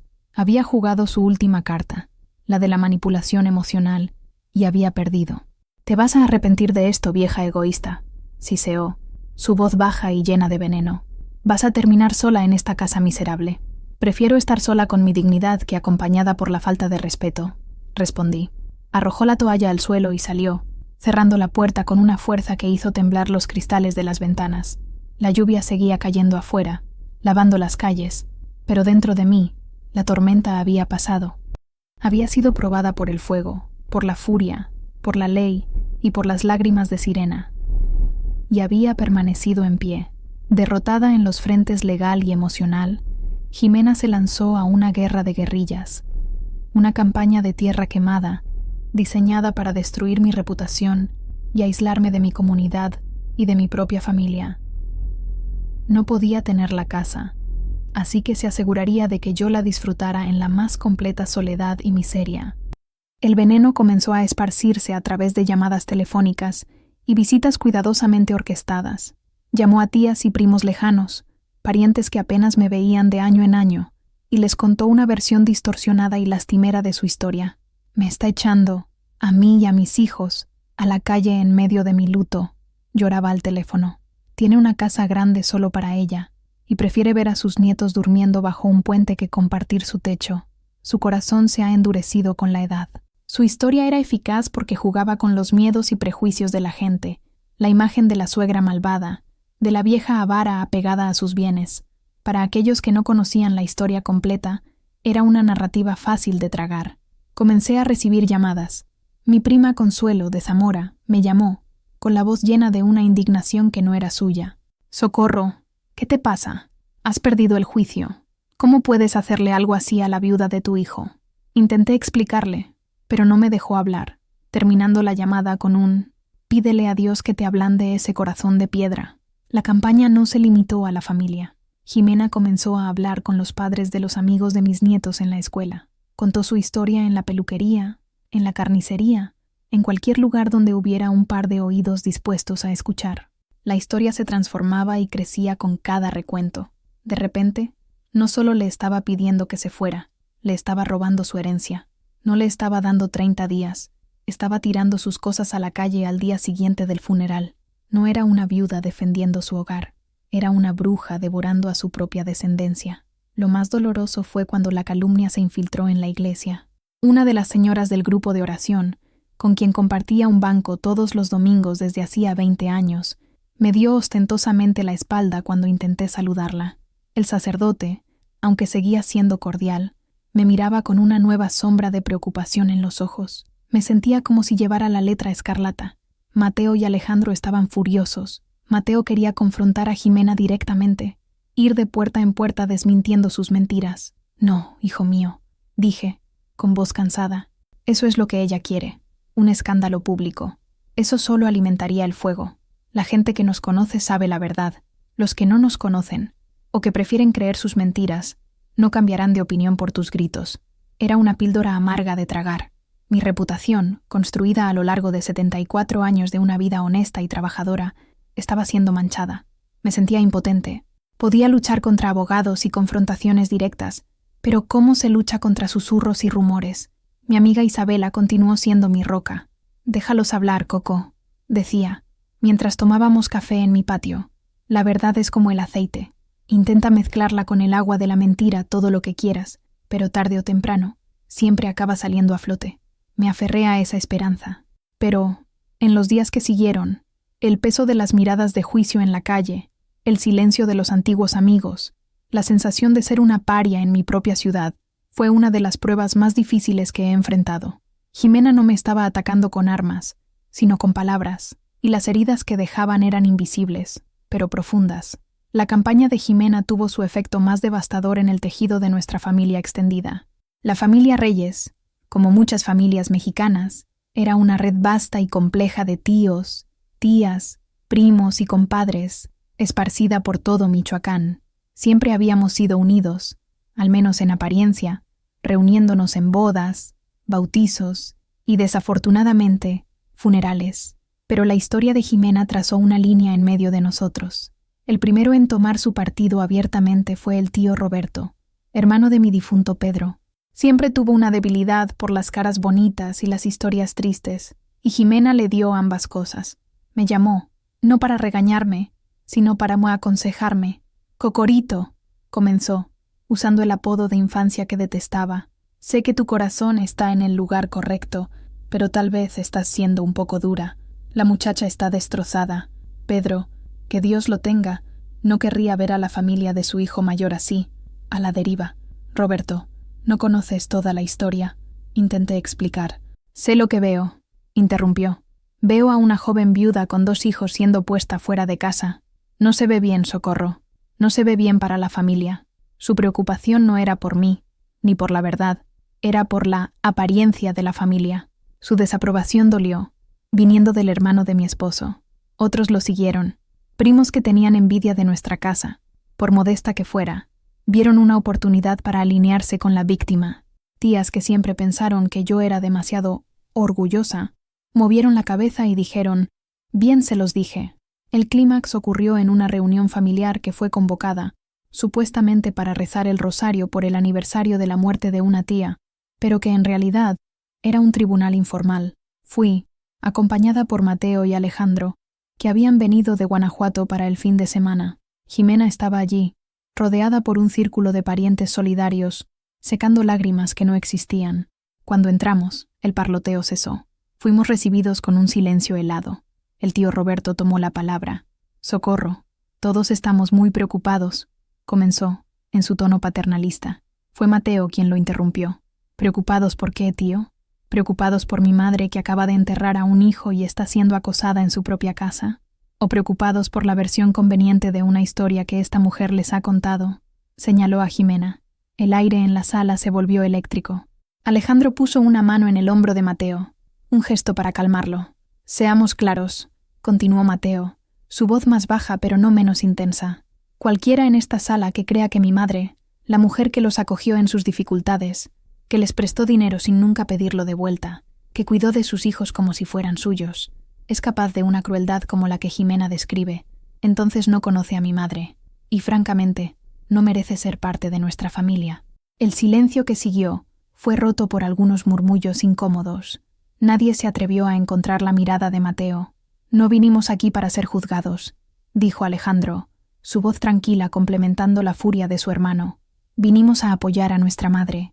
Quien esté de nuestro lado, excelente. Quien no lo esté, solo les pedimos que nos dejen en paz con nuestro luto y nuestros problemas». Nos levantamos y salimos. Nadie intentó detenernos. En el coche, de camino a casa, el silencio era pesado. «Quizás no debía haber sido tan duro», dijo Mateo, finalmente. «No», respondí, colocando mi mano en su brazo. «Dijiste lo que tenía que ser dicho. A veces, para curar una herida, hay que cortar la parte infectada. Ese día, nuestra familia se encogió. Perdí primos, tíos, lazos que creía que eran para toda la vida. Pero la familia que me quedó, mis 2 hijos, mis nueras, mis otros nietos, mi amiga Isabela, se hizo más fuerte, más unida. Éramos un pequeño núcleo, un círculo cerrado de lealtad y amor, y me di cuenta de que, a veces, una familia más pequeña pero verdadera vale más que una familia grande, unida solo por la conveniencia y la hipocresía. En medio de la guerra de susurros y la división familiar, una pequeña y dulce victoria llegó por correo. Era un sobre de la oficina del licenciado Morales. Esta vez no lo abrí con miedo, sino con una curiosidad ansiosa. Dentro había una carta corta del propio licenciado y una copia de una carta que él había recibido del bufete de abogados de Jimena. La carta de mi abogado era simple. «Estimada doña Socorro, adjunto encontrará la respuesta que recibimos. Como puede ver, parece que su ladrido era, de hecho, peor que su mordida. Atentamente, Ricardo Morales». Con las manos temblando de expectación, leí la otra carta. Era del bufete Morales, Peña y Asociados.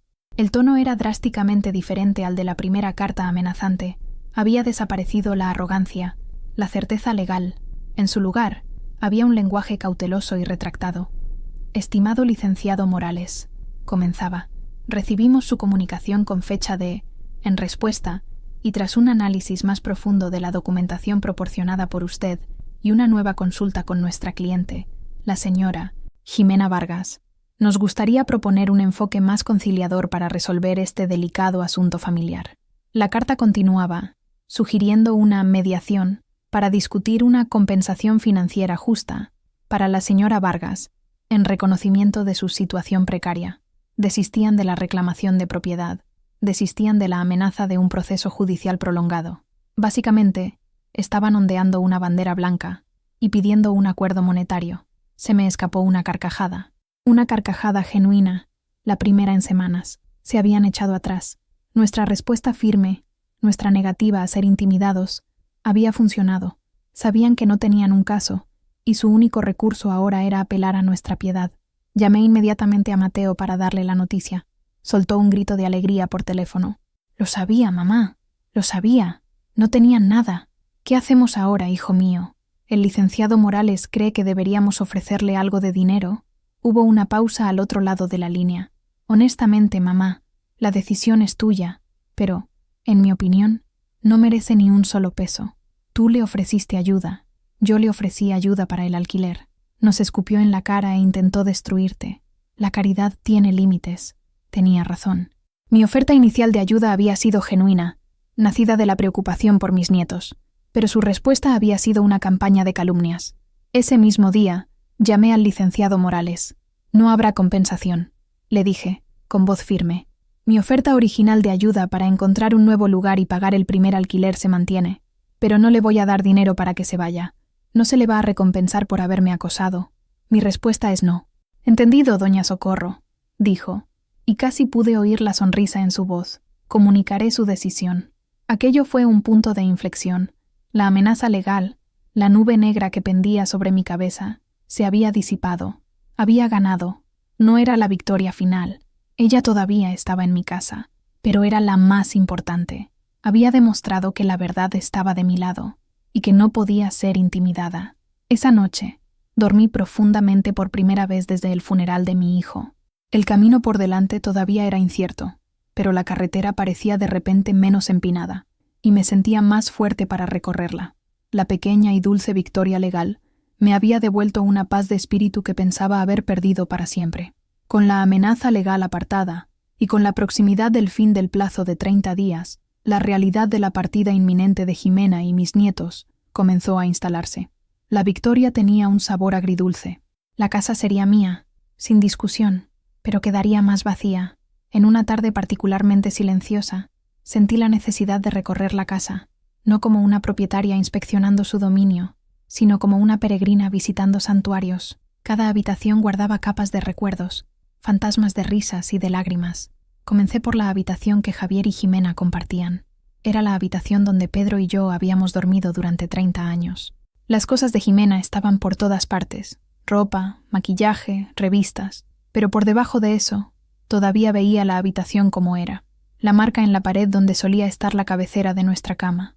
El lugar cerca de la ventana donde solía sentarme a coser por la tarde. Fue en esa habitación donde cuidé de Pedro en sus últimos días, sosteniendo su mano mientras su respiración se volvía más débil. Luego, fui a la habitación de los nietos. Era la habitación donde mis 3 muchachos habían crecido. Las paredes estaban ahora cubiertas de dibujos de superhéroes y de estrellas que brillaban en la oscuridad, pero todavía podía ver las literas de madera que Pedro había construido. Recordé leer cuentos para dormir a Javier y a Mateo, a Alejandro teniendo pesadillas y corriendo a mi cama.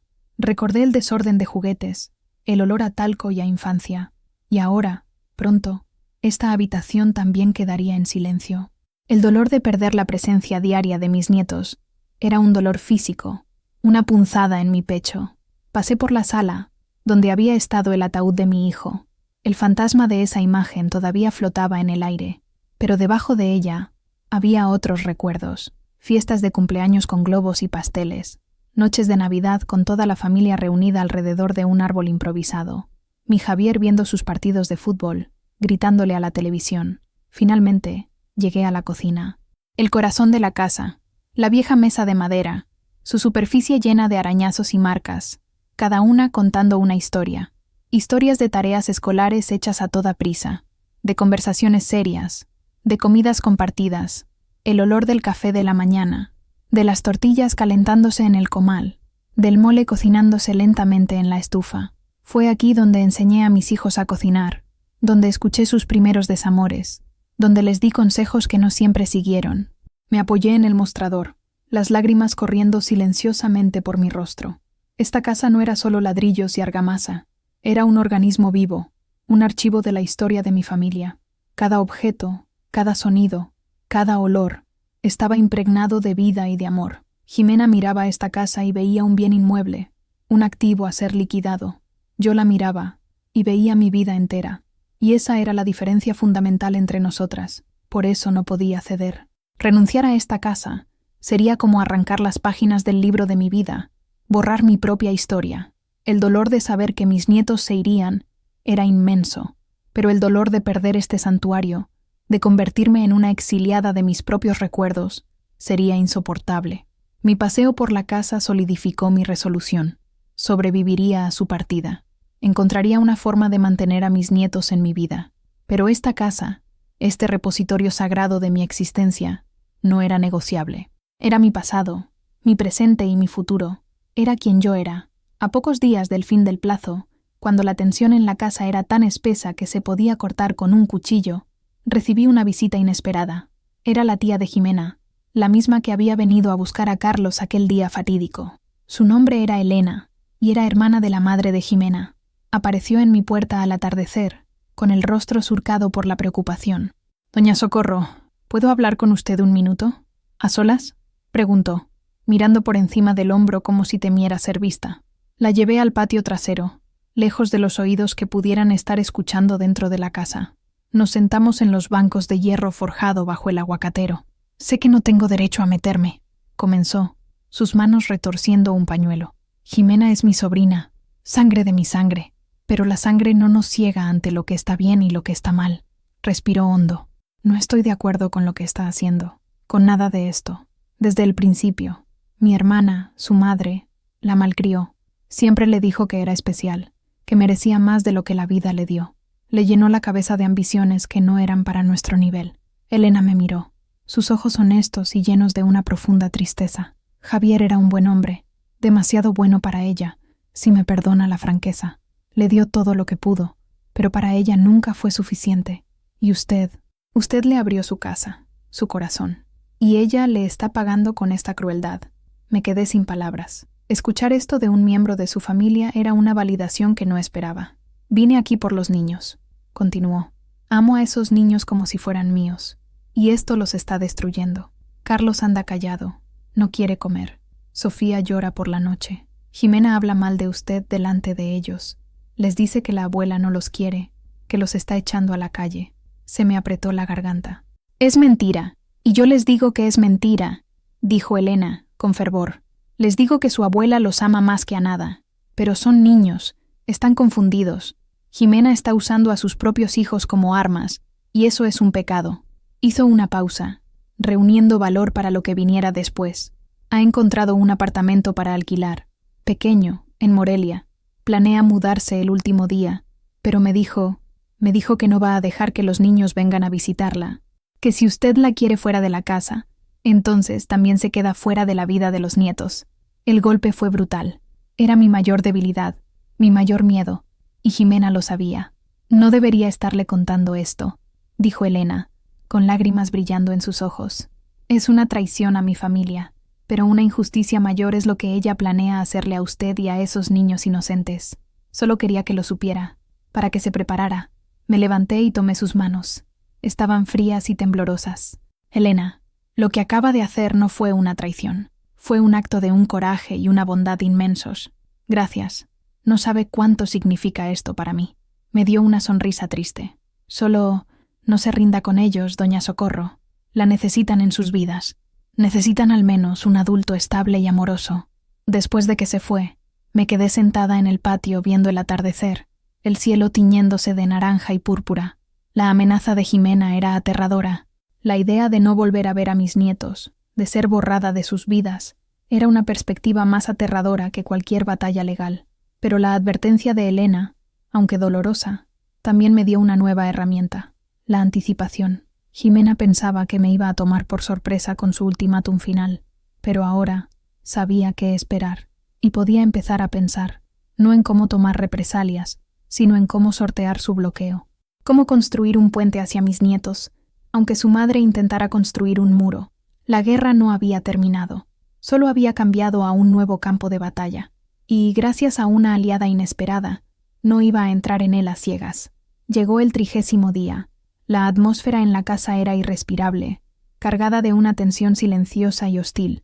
Jimena había pasado los últimos días empacando sus cosas, moviéndose por la casa como un fantasma enojado.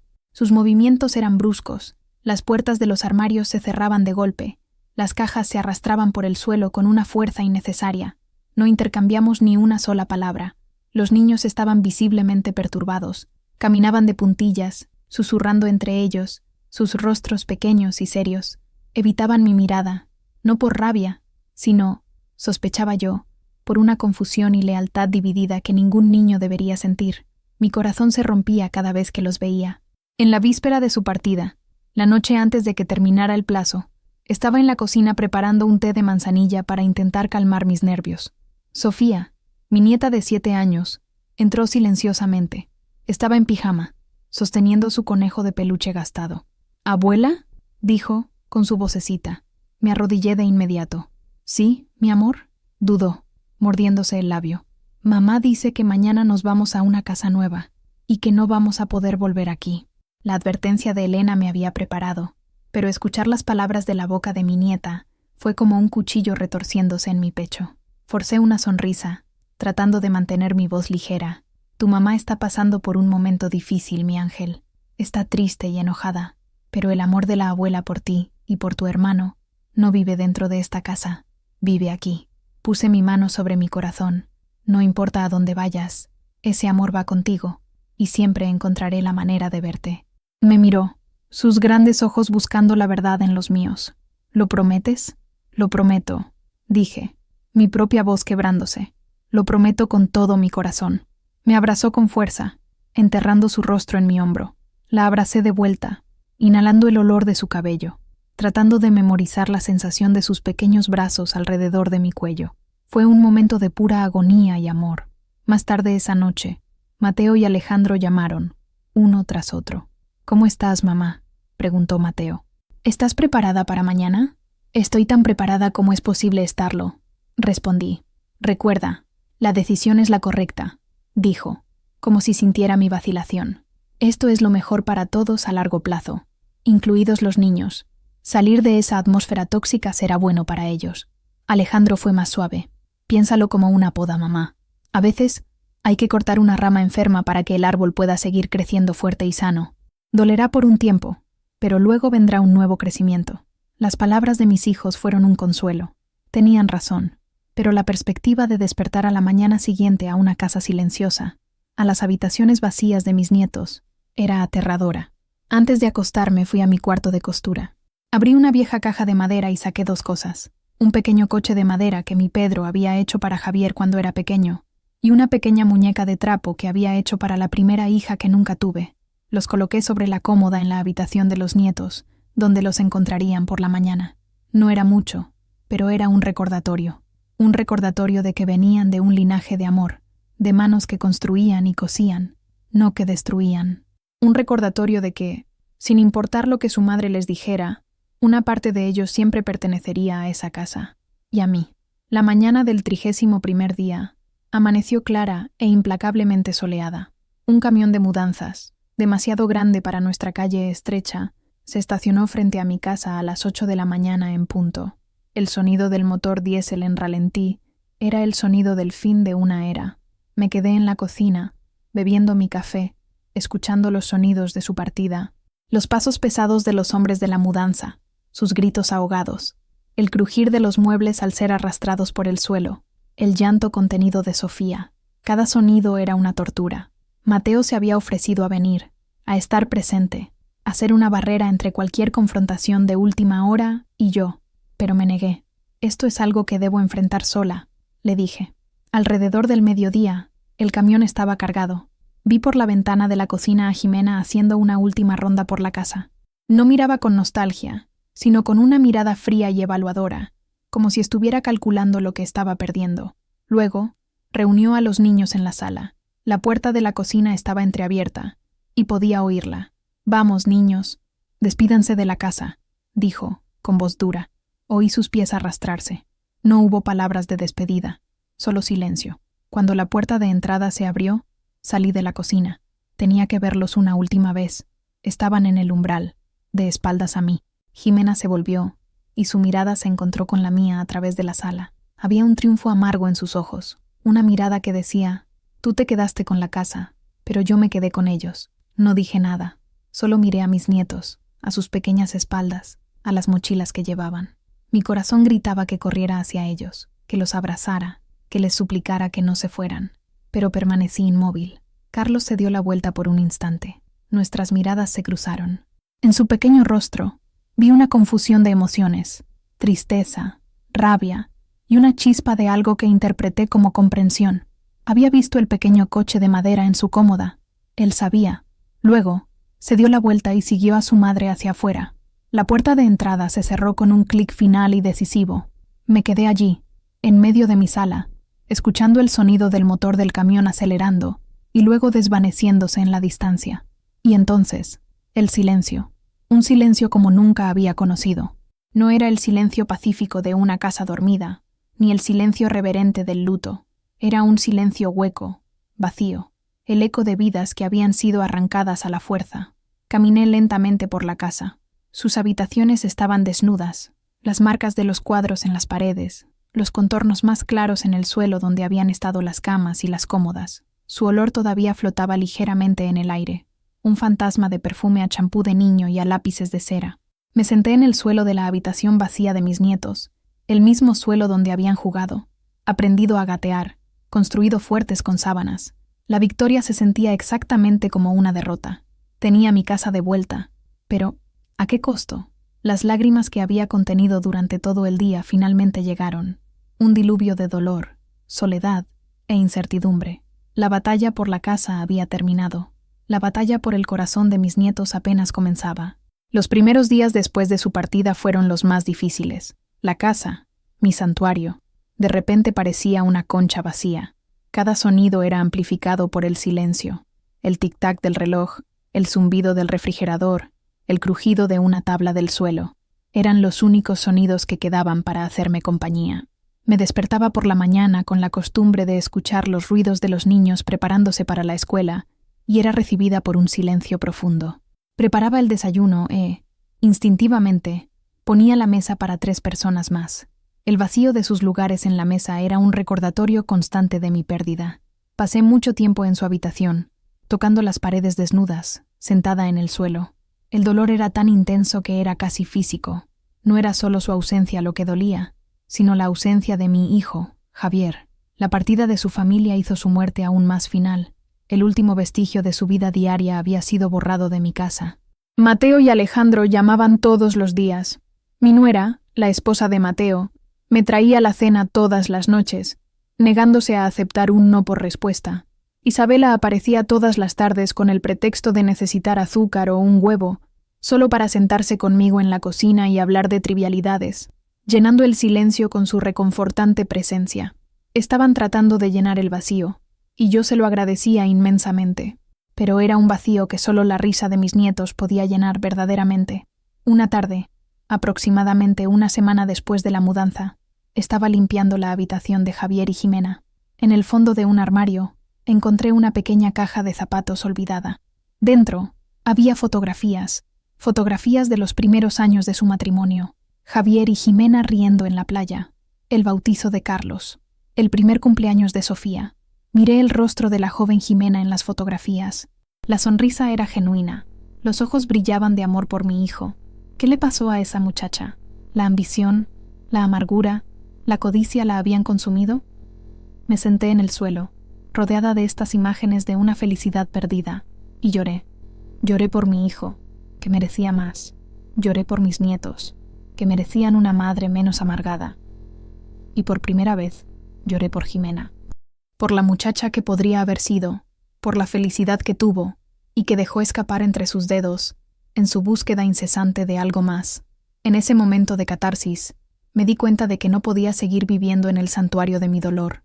La casa no podía seguir siendo un mausoleo de recuerdos. Tenía que volver a ser un hogar. El luto por Javier sería eterno. La nostalgia por mis nietos sería constante. Pero no podía dejar que la amargura me consumiera como había consumido a Jimena. Me levanté y me sequé las lágrimas. Guardé las fotografías. Fui a buscar mis utensilios de limpieza, mi cubeta, mis paños. Era hora de empezar a limpiar. No solo la suciedad y el polvo, sino la tristeza. Era hora de llenar mi casa, no con el eco de lo que se había perdido, sino con la promesa de lo que todavía podía ser. Era hora de reconstruirme, tal como Pedro y yo habíamos construido aquellas paredes, ladrillo a ladrillo. La decisión de transformar la casa de un espacio de pérdida a un espacio de vida fue un punto de inflexión. Empecé despacio. Abrí todas las ventanas, dejando que el aire fresco de Pátzcuaro entrara y se llevara consigo el olor a humedad del estancamiento y la tristeza. El primer proyecto fue la pintura. La habitación que había sido de mis nietos, con sus paredes blancas y desnudas, era demasiado triste. Fui a la tienda de Mateo y compré latas de pintura. Elegí un amarillo sol, un color de alegría y optimismo. Pasé 2 días enteros pintando, mi cuerpo doliéndome por el esfuerzo, pero mi alma sintiéndose más ligera con cada pincelada. Cuando terminé, la habitación estaba transformada. Parecía un pedazo de sol dentro de la casa. Decidí que sería mi nueva habitación de huéspedes, lista para recibir a Alejandro y a su esposa, o a Isabela, si alguna vez lo necesitaba, y, un día, quizás, a mis nietos. Luego, ataqué la antigua habitación de Javier y Jimena. Saqué todo de allí. Llevé el colchón al patio para que tomara el sol. Fregué el suelo hasta que brilló. Y después, en lugar de convertirla en otra habitación, decidí expandir mi espacio de trabajo. Moví mi vieja máquina de coser allí, mi mesa de corte. Creé un cuarto de costura espacioso y lleno de luz, con espacio para mis telas, mis hilos, mis sueños. Era como si estuviera reclamando mi identidad. No era solo una madre y una abuela en duelo. Era doña Coco, la costurera. El zumbido de mi máquina de coser, que había estado en silencio durante tanto tiempo, volvió a llenar la casa. Y era un sonido maravilloso. Comencé a cocinar de nuevo, no solo para sustentarme, sino por placer. Hice hornadas de galletas, ollas de mi mole, y las compartí con los vecinos, con Isabela, con la familia de Mateo. Mi cocina volvió a ser el corazón palpitante de la casa, llenándola con aromas a canela, a chocolate, a vida. Mi jardín también recibió mi atención. Arranqué las malas hierbas, que habían crecido salvajes durante mi período de duelo. Planté nuevas flores, dalias, caléndulas, geranios. Mi patio se transformó en un motín de colores y de vida. Con cada pequeño cambio, sentía que recuperaba un pedazo de mí misma. La casa ya no parecía vacía, parecía mía, de una forma que no había sentido en años. La estaba llenando con mi propia esencia, mi propia alegría. Mis hijos notaron el cambio. «Estás diferente, mamá», me dijo Alejandro durante una de sus visitas de fin de semana. «Estás más ligera». «Estoy aprendiendo a vivir en el presente», le respondí. A honrar el pasado sin dejarme aprisionar por él. La casa todavía guardaba sus recuerdos. Todavía había momentos en que esperaba oír la voz de Javier o la risa de Sofía, y el silencio que seguía era una punzada de dolor. Pero ahora se estaban creando nuevos recuerdos. La casa se estaba llenando con el sonido de mi máquina de coser, el olor de mis flores, el sabor de mi comida. Se estaba llenando con mi vida. La resonancia del vacío estaba siendo reemplazada por la melodía de mi propia resiliencia. Reclamar mi casa y mi vida fue una parte de la curación.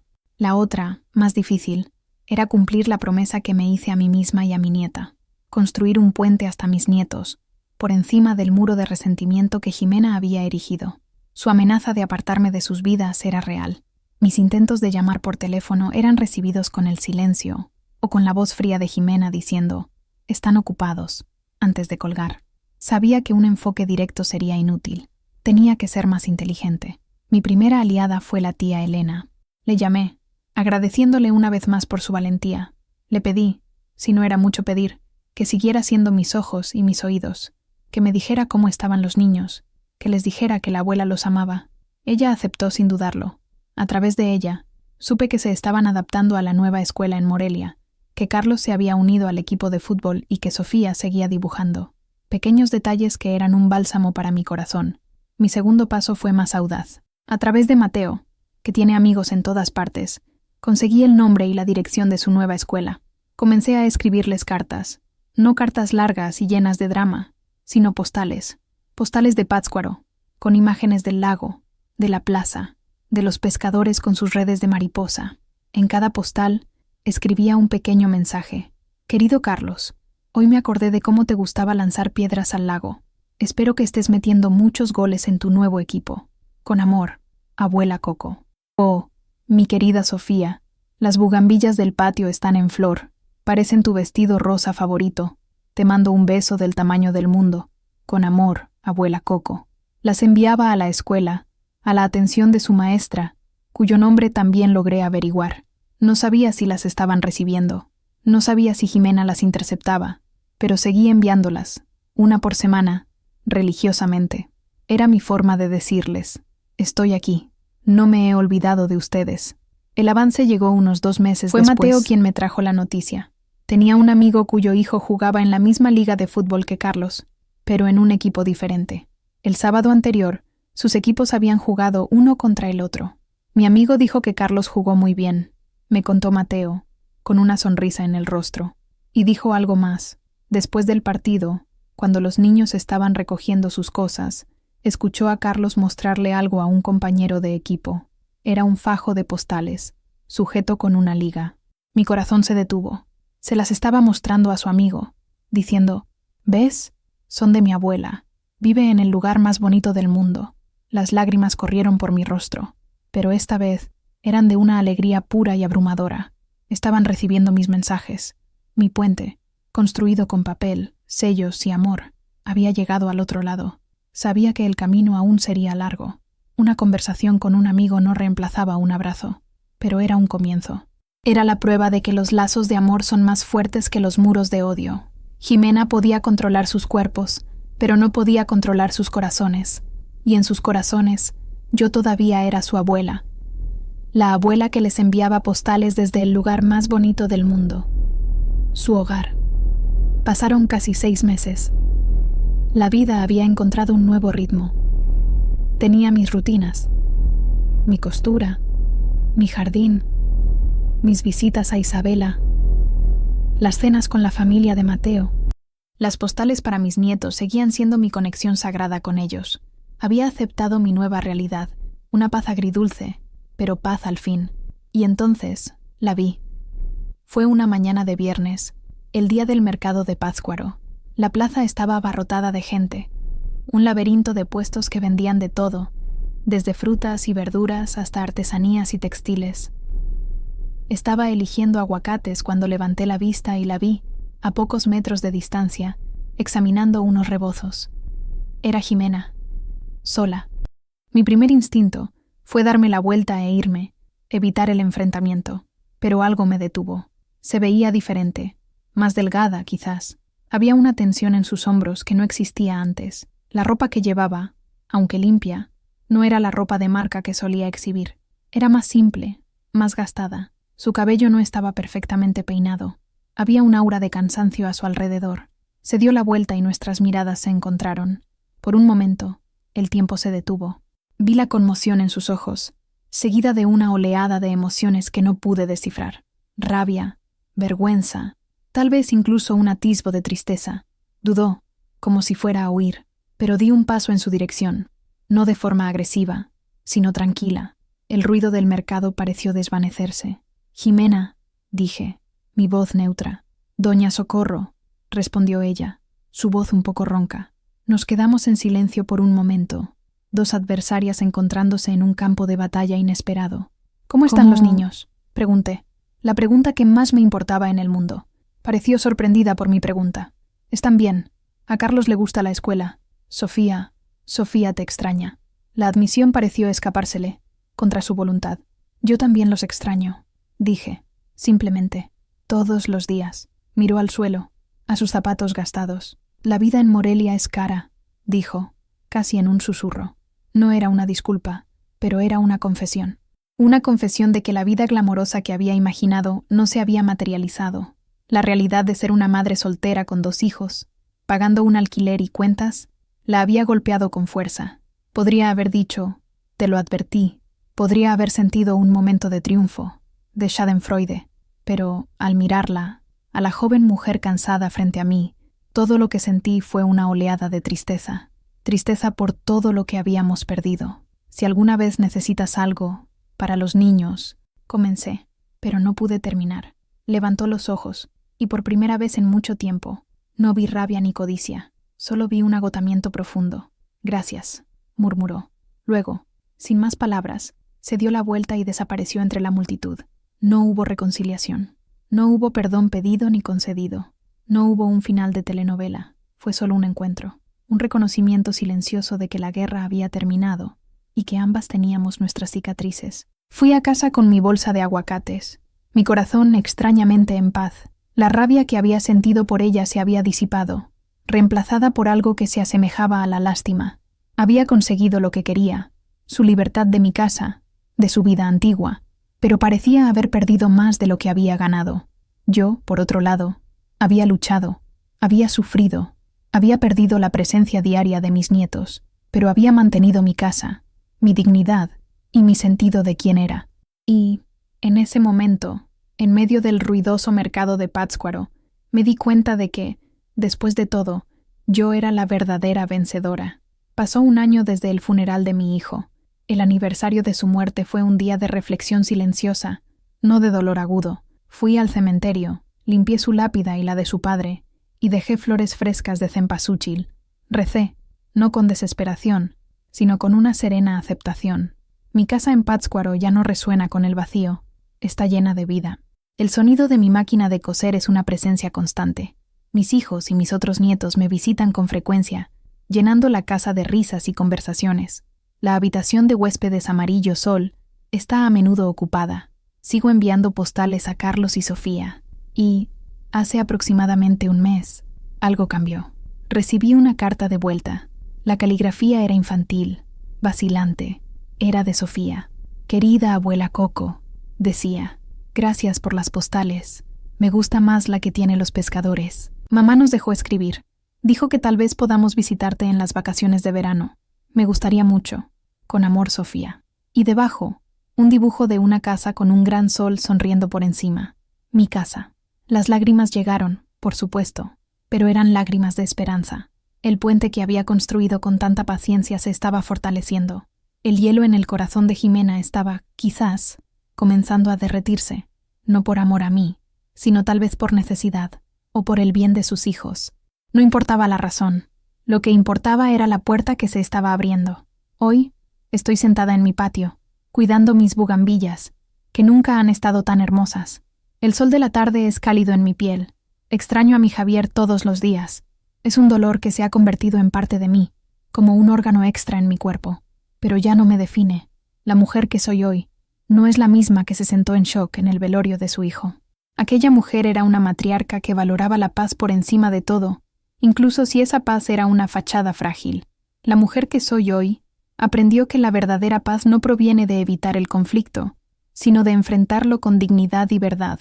Aprendí que el amor de madre no puede ser una invitación a la humillación, y que nuestra casa, ya sea un castillo o una cabaña de adobe, es una extensión de nuestra alma, y el alma no se vende ni se entrega. Perdí un hijo, el dolor más amargo que una mujer puede llevar. Pero, en el proceso, recuperé mi voz, mi fuerza, mi identidad. Soy Socorro Guadalupe Reyes, Doña Coco. Soy costurera, madre, abuela, y soy la señora de mi casa, la guardiana de mis recuerdos. Y mientras yo respire, esta casa estará llena de flores, de amor y de la fuerza inquebrantable de una mujer que aprendió, de la manera más difícil, que la dignidad no se hereda, se defiende. Mi historia, como mi casa, tiene muchas habitaciones y muchos recuerdos.